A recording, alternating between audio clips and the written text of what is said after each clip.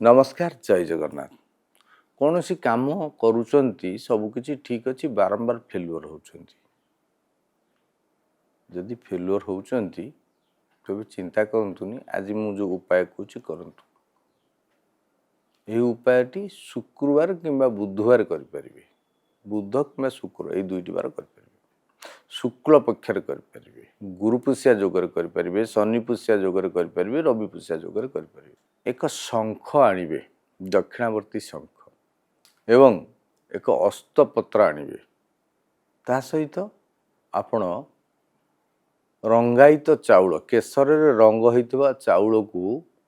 आणवे एवं किछि हलदी मध्य आणवे उस्तपत्र जो काम करुचंती हो नाही सेही कामर नाम लिखि शीघ्र हो जाऊ बोली निवेदन करिवे शंख निकटरे नादेश्वर निकटरे एवं से अस्तपत्र शुभ समय से दिन थी महेंद्र बेला किंबा अमृत बेला रे लिखिए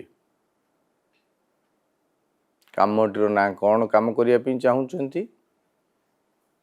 से कामर नाम लिखे शीघ्र हो जाऊ बोली लिखिए लिखिकी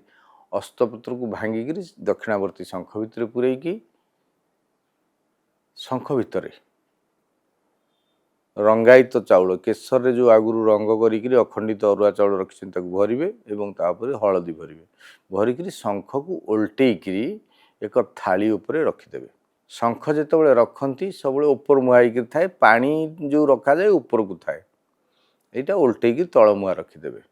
7 दिन मध्य आपंकर जो काम समस्या हो काम हो काम हो गला आपण से जो चाउल हलदी अस्वस्थ पत्र को जल में प्रवाहित करदे शंख को भल भाव धोई प्रणाम करी आपणकर शुभ स्थान रे रखिदेवे जिते पुणी कौन समय समस्या हम से शंखरे करेंगे जिते बड़ शंख हम सेते शीघ्र सफलता मिल किंतु आप उपाय करूँ खूब शीघ्र ही सफलता मिल एवं मंत्र मध्य जप करेंगे ओम आम हिंग नादेश्वराय प्रतिपदाय स्वाहा